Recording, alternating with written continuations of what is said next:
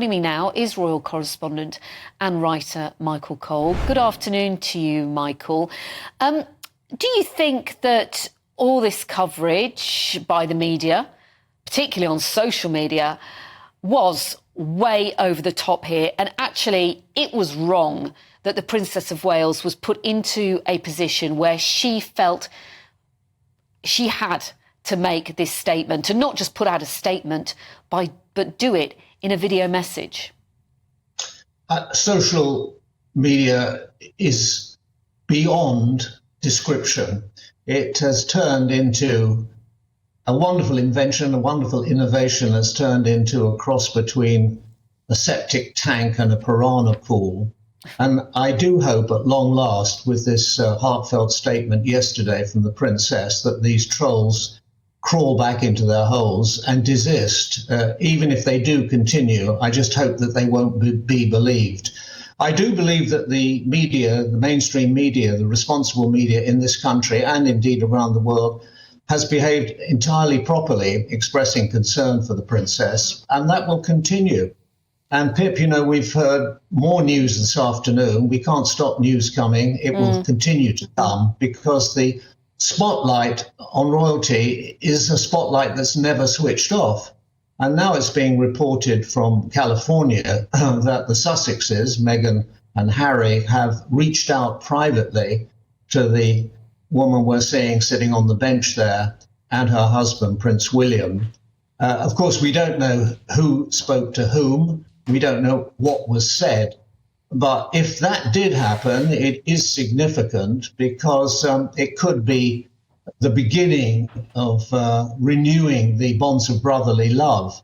And one might say a good first step, but about time, because it must be, by my calculation, getting on for 2 years since Prince William, who we see on the right with his lovely family there, spoke to his younger brother. And at one time they were extremely close. And it's worth remembering, Pip, that after the Prince and Princess of Wales, as they now are, married in 2011, Prince Harry could not have been closer to them. He almost lived in their apartment at Kensington Palace, and he was on very close terms with Catherine.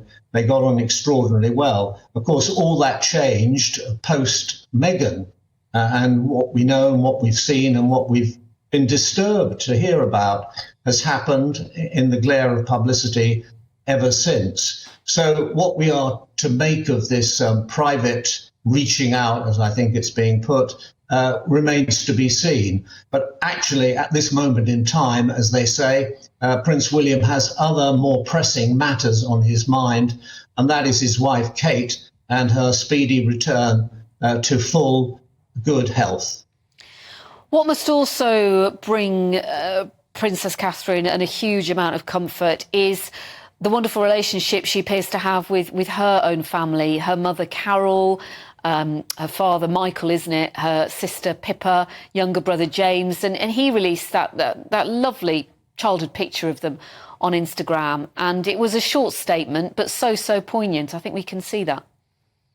Yeah, the best families, the good families, the decent families come together when a member of the family is in trouble. And there's no doubt this young lady here, 42 years old, struck with cancer, she's in trouble, and they will rally round. And that's what decent families do. And if that's pricked the consciences of people far away to wonder about their past conduct and whether it ought to be repaired, and whether all the unkind, untrue, and frankly cruel things that they said about this mother of 3 children were justified, and whether they actually ought to think about mending fences, making apologies, and eating a humble pie about the size of Buckingham Palace, well, that's up to them, because it ought to actually bring them up short so that they wonder whether they can justify what they've said in the past, on the record, in books and in television programs. Very cruel and terrible things, toxic things. But, I mean, to be fair, there are some individuals, Michael, who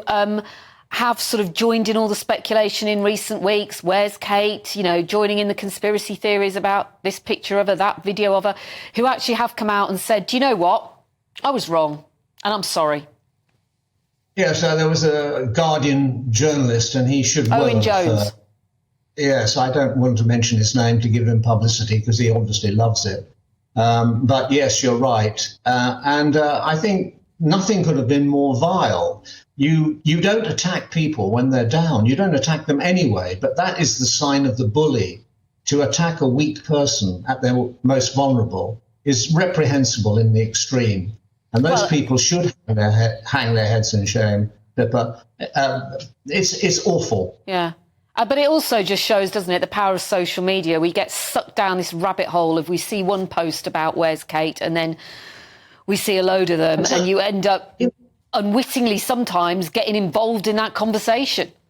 Yeah, social media is a brilliant innovation. You know, why is it immediately by human beings misused? I deliberately never have anything to do with social media in case inadvertently I see something and it somehow works its way into something I've written or said. I don't have anything to do with it. And I think that's probably the resolution of this thing. Many more people are saying this is just too much. It's a horror show.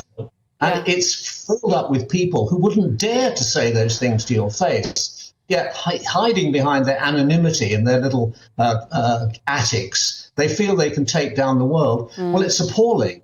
There should be greater control over it. And maybe this event, however terrible it is, might do something towards putting things to right, because it's certainly not right at the moment. But one thing I think that you and I can both say, because we're in this business, but it took a great deal of guts yesterday for the Princess of Wales to sit on a bench and look down the unblinking eye of a lens and deliver a very personal, a very important message, and to do so in just the right words, with just the right tone, cool, calm, great dignity and decorum, and Michael? also reaching out to the many thousands of people around the world who are also suffering cancer and offering them a note of encouragement.